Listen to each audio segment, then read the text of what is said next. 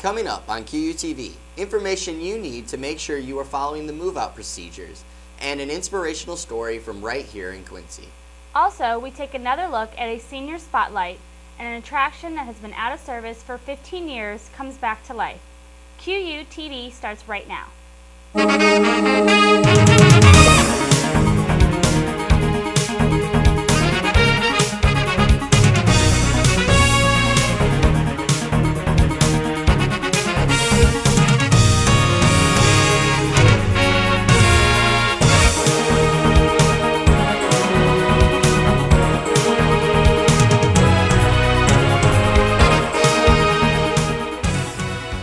Welcome to our final episode. I'm Kaylee Kelly. And I'm Jeremy Colbert. Topping our stories this week. It's that time of the year again and everybody is packing up to go home. But what can you do to avoid being fined for the little things? You can start by picking up your room before leaving for the summer. You should also get a hold of the RA on duty, which will be posted in the main lobby of your dorm. They will double check your room to make sure that everything is all right. If you're interested in keeping some of your things in storage, you can contact your RA and see how much space is left. Remember that space will be limited before leaving. You must give the RA on duty your dorm keys. You must also be out of your dorm within 24 hours after your last final. If there is anything that you are unsure about, you can talk to your RA for further information about the move-out. Last week, we spotlighted a graduating senior who made a lasting impact on campus. I recently caught up with Caitlin Pig, who is graduating summa cum laude with a bachelor's in communications and an emphasis on public relations, to find out about her time at Quincy University and about her plans for after graduation.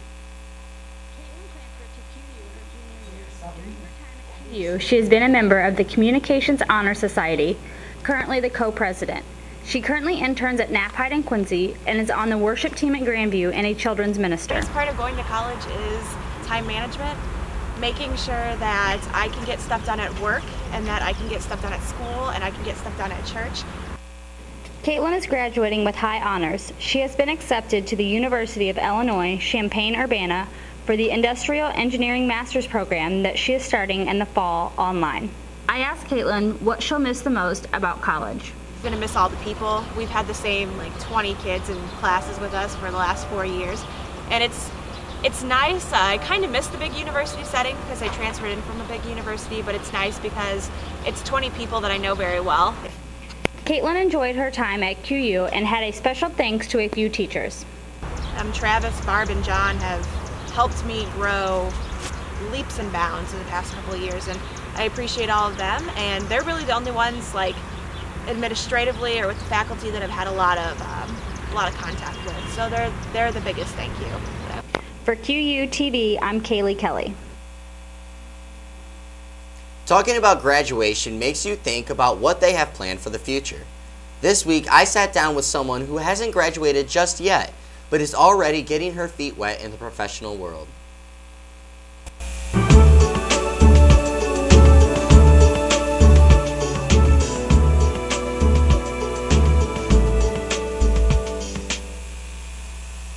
I am here today with Maddie Caton, QUTV's floor director and reporter, and now a production assistant at CBS affiliate KHQA.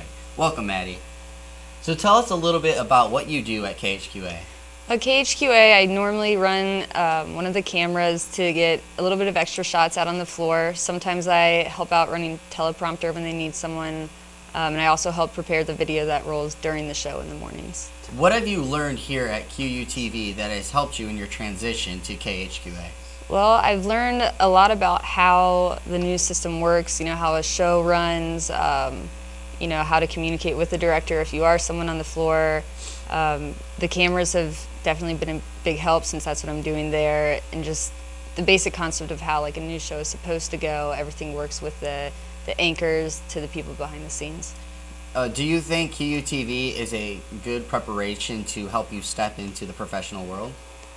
Yeah, I think if I would have gone, just to KHQA without ever working here before, I would have definitely been lost. So this was we learn about a lot of things in class of how rundowns work, or how to write your stories and everything else, but until you get the hands-on, it would have definitely been really scary to just jump in there. Is there anything at KHQA that has shocked you going over there? Well, it's been a little different. You don't realize that you do kind of touch on everything, because even though I was hired to run one of the cameras, I also do help edit the video. I'll help, like I said, run the teleprompter or prepare a guest that we're going to have on the show, or bits and pieces, things you kind of just run around and help out wherever you can, especially if a show starts to get a little hectic. You kind of have to fill in the pieces for that. So it's an interesting experience. So what do you hope to improve or learn while you're at KHQA? As you said, you touch on everything. I definitely want to continue learning more about cameras, since that's really what I want to end up working with, which I definitely think continue getting this hands-on experience there is going to do that for me, to learn different situations or different shots, or you don't only have so much time to get a different shot, and just how to really feel connected with the production sides of everything. All right, well, I thank you again for stopping in, and I hope you have a great day and enjoy your time at KHQA. Graduation isn't just slowly sneaking up anymore, it's almost here. 2 weeks ago, we talked to some of our graduating seniors about what they would miss the most about QU. This week, we decided to see what some of our faculty and staff members would want to say to graduating seniors. Oh, seniors, we're going to miss you. We're suddenly realizing that fact, because you really are all wonderful, and it gradually becomes harder and harder to let go of you, because you've just gotten to be about perfect, and we'd love to keep you now. However, we know that we're going to be hearing about you in the future, and all good things. So don't be strangers. Come back and see us. Hello, graduating seniors. Congratulations on all your accomplishments. I do wish you the best, and may Christ be with you in all that you do. Blessings on you all. To our graduating seniors from the music department, I'd like to say good luck. Keep music in your lives always, and to definitely keep in touch. I'd like to say that in all your life experiences as you leave the school here, remember to keep God in the forefront of your life. I wish to acknowledge all seniors that are graduating, and I really value all of the hard work that you have done through the years, and I wish you the best in the future, wherever life may take you.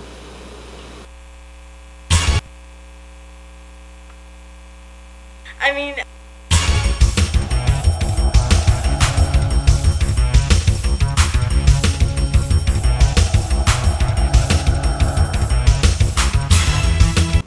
we've been following the Lady Hawks softball team all spring. The program had high hopes after the team's recent success in the past few years, but after the start of the season, it seemed as if this year would be a rebuilding year. Despite the struggles of a young team and playing without Tori Bunzel, the Lady Hawks rallied and managed to make the GLVC tournament. QU was in for a rude awakening to postseason play when they were defeated 16-1 by the University of Indianapolis, who went on to win the tournament later. The team rallied back yet again and beat St. Joseph's College 5-4, but they could not keep the rally going as they ended their season losing 6-5 to the University of Springfield, Illinois. The Lady Hawks had an overall record of 26-28 and a conference record of 17-17. There's plenty of room for improvement, but at the same time, the team proved they can still play with anybody in the GLVC. Only 2 seniors will be graduating from the team, Samantha O'Brien and Laura Molnar. We thank them and the rest of the team for putting forth their best effort this year and look forward to future success. Speaking of softball, here's a player you might want to keep an eye on. Wendy Macias graduated from Duchesne High School in St. Charles, Missouri, and is now a freshman pitcher on the softball team. The Lady Hawks have had their ups and downs this past season, dealing with a very young team and the loss of star pitcher Tori Bunzel. Macias is a big part of the solution in overcoming these obstacles. The month of April was a breakout time for Macias to show what she had to contribute to the team. In the second week, she was named the GLVC Pitcher of the Week, and then later on, the Louisville Slugger Division II National Pitcher of the Week. I mean, you hear so much about, oh, college ball is so much different, and, I always had the expectations that it was going to be so much harder, so I guess that working harder over over the winter, you know, really helped. Like I actually improved a whole lot, and no, I really didn't expect to do this good, and I'm just so happy that I did. In the week of April 9th, Macias went 2-0, pitching 2 complete game shutouts, including her first college career perfect game. She tallied her 5th shutout on the year, had an ERA of 0, held batters to a batting average combined of .067 in 14 innings, and recorded 11 strikeouts on the week. Last January, a house fire broke out on the and then a loss on the 18th. Macias sat at a 6-4 record, a 1.45 ERA, and 100 strikeouts, which was the second most in the GLVC. Her outstanding play and stats, especially as a freshman, helped lead the Lady Hawks into the GLVC tournament. Baseball is now the only sport still in season at Quincy University. Last year, the team was a dominating force to be reckoned with and went on to win the GLVC tournament. This year has been a bit of a different story with the loss of seniority. The Hawks have had to struggle and fight hard this year just to be where they are at now. They currently sit in the 8th and last position to enter into the GLVC tournament, but nothing is certain with University of Missouri St. Louis hot on their heels. The Hawks have 6 games left, and they need to win as many of those as possible and hope that UMSL loses as many of their games as well. QU took on Lindenwood Belleville yesterday in a doubleheader. As of this taping, we do not know the score, and they will finish up their regular season by the end of the week, after 2 more doubleheaders against GLVC opponent William Jewell. The tournament will begin next week. Good luck to the Hawks in the rest of their season and postseason play. In the 2011-2012 school year, the men's soccer team was the only team to win the GLVC championship. Only 3 seniors graduated from the team this past year. The Hawks played well in their spring season, going 1-0-2. They will continue to work in the off-season as a team when they travel to Europe this summer to play in some games overseas. The team typically makes a European trip every 4 years, and this year they will be going to Amsterdam and Germany. The Hawks will have a busy itinerary, playing 6 games within 9 days, and also training with the Dutch coaching staff. The team departs on July 31st after a week of practicing together and will return on August 11th and will start their preseason only a few days later. Good luck to the team, and we wish them safe travels as well. Wrapping up QU TV Sports for the semester, I'm Carl Farron. Haley? Thanks, Carl. This past year started off with a tragic incident in Quincy. A baby girl named Ella Kane, or Baby Ella to the community, suffered third-degree burns in a house fire on January 3rd. Baby Ella was sent to St. John's Hospital in Springfield, Illinois. The family was left with a scorched home in which Quincy volunteers helped clean. QU TV's Keenan O'Connor has more on the story. Last January, a house fire broke out on the 2nd floor of a small house on 33 Ohio, just off of 3rd Street. In that house was a baby girl named Ella Kane, or Baby Ella. Baby Ella was taken immediately to St. John's Hospital in Springfield, Illinois, where she was treated for third-degree burns as well as other injuries sustained from the blaze. Doctors estimated that she would be in the hospital for treatment for nearly a year due to the severity of her conditions. When I first heard about it back in January, it was horrifying. You hear about this family that just overnight going through the pain of the fact that they could lose their baby girl. With the generosity of the people of Quincy, volunteers have helped in the cleaning process of the house. They cleaned out the 2nd floor of burnt ashes and debris and pulled out anything. New attractions are being put in place here at Quincy University, and renovations are being complete on things that haven't been in use for 15 years. The original fountain was funded in honor of the Knights of Columbus, but it was shut down 15 years ago. The National Management Resources recently donated enough funds to restore the fountain and bring more beauty to our campus. On Wednesday, there was a blessing of the fountain conducted by Father John and attended mainly by faculty and staff. Now the fountain runs strong and continuously being enjoyed by all who see it. Changes of the look of campus also include some changes to the QU dorms and campus houses. Freshmen will be greeted with a newly remodeled Garner Hall, which will be completely redone except for the bathrooms that have already been redesigned. There is also talk that updates to the campus houses, including upgrades to the porches, kitchens, and bathrooms. The idea is currently being discussed, but nothing has been confirmed at this time. It's been a busy time for the QU physical plant as the mock trial courtroom on the 2nd floor of Friars and updates to the 4th floor of Padua were completed earlier this year. These changes will be taking place as soon as everybody leaves for the summer, so expect to see a few new additions to campus housing when you return for the fall semester. Sometimes students on campus take safety for granted, but after this past semester, the university definitely is not. A new cell phone application is being put into place that can help keep you safe. MyForce is an application for smartphones which is capable of sending an alert to a team on call ready to help in any emergency situation. If you are in trouble and send an alert, the team can then hear anything that occurs through your phone and can call the police if necessary. The app uses the location of your phone to pass along to authorities. Quincy University is teaming up with MyForce so that if the alert is sent within the bounds of campus security, will be notified as well as the police. Demos have been tested this semester by students and faculty by sending out alerts to gauge the accuracy and the location and response time from the MyForce team. So far, the application is extremely accurate.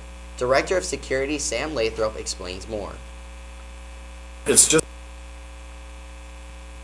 just an application that you put on your phone.